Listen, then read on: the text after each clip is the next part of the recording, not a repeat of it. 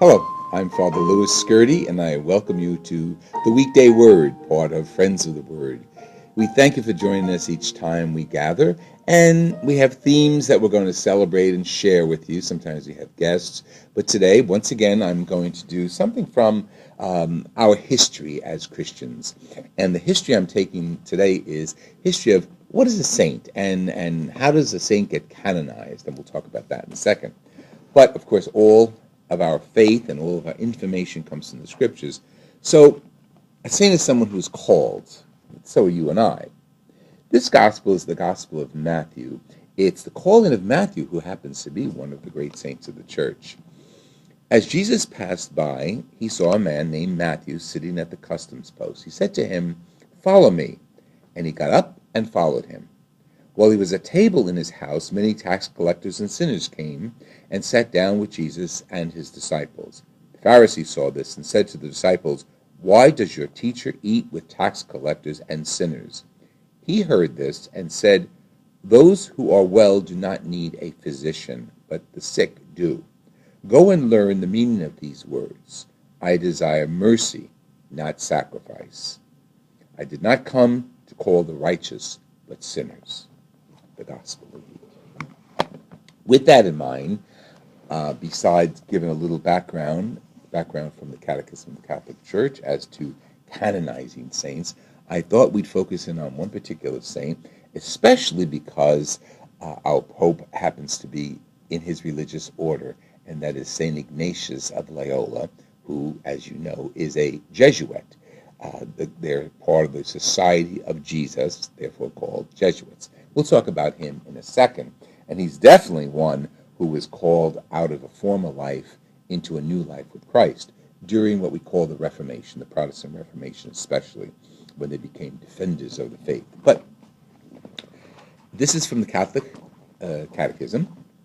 By canonizing some of the faithful, that is, by solemnizing and proclaiming that they practiced heroic virtue and lived in fidelity to God's grace, the Church recognizes the power of the Holy Spirit of holiness within him or her and sustains the hope of believers by proposing the saints to them as models and intercessors. The saints have always been the source and origin of renewal in the most difficult moments of the Church's history.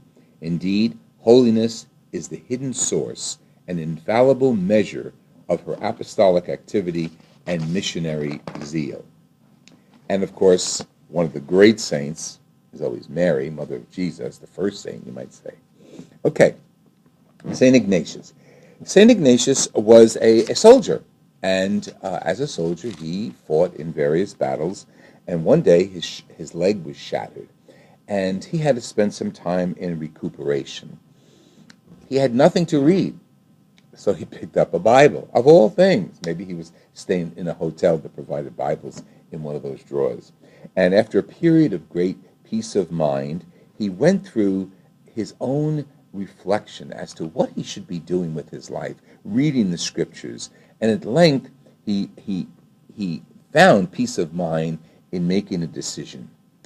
He entered what we call the spiritual exercises, and there's a period, almost like a month, of reflections and different aspects of a retreat, a spiritual retreat that he made. He created this concept of the spiritual reflections and exercises.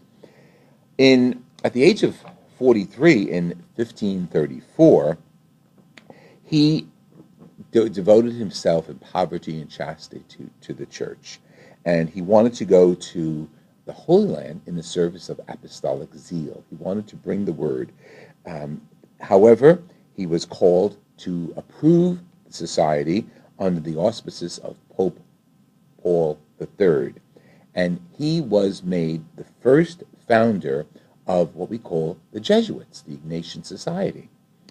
His companions from all over Europe followed him, and part of their mission was, of course, the activities have to be in service of Jesus Christ, and they have the motto ad majorem Dei gloriam, to the major and glory of God, to the greater glory of God.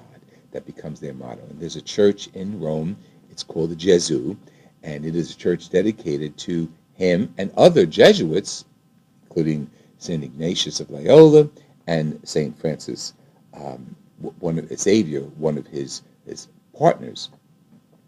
What happens as a result of that is he focuses on the ministry that he needs to embrace to fight the heresies of what we call the Reformation. Always in charity, always the example of charity has to show forth. And when we're debating or we're rejecting evil or debating a heresy or a misunderstanding of the faith, our charity shows forth the best. One of the aspects of his charity was to devote himself to the mission of obedience to the Pope and the Holy Father in unconditional obedience for the salvation of souls. So, he has the vows of poverty, chastity, and obedience, but the fourth vow is honesty and integrity and loyalty to His Holiness, whoever the Pope happens to be. Now, looking at St. Ignatius of Loyola and looking at our Pope Francis, we realize what he has done. Pope Francis has incorporated two great saints, Francis and Ignatius, into his ministry.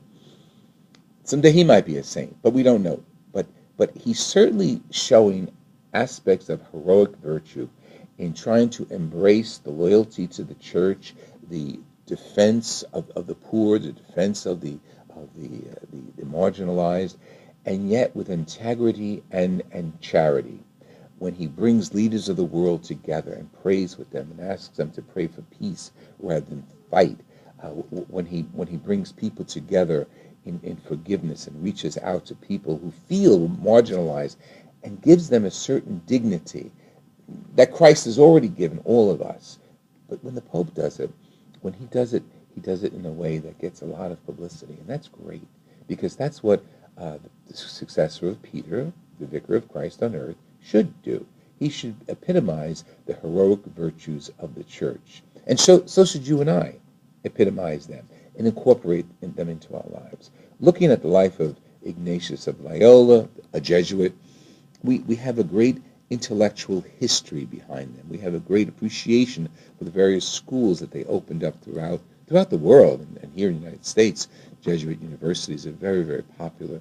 And there's something that goes on, because I taught at St. Peter's University in Jersey City, cura personalis, that they focus on the cura personalis, the individual caring of the people, the students that are in their society, in their organization, and in their universities.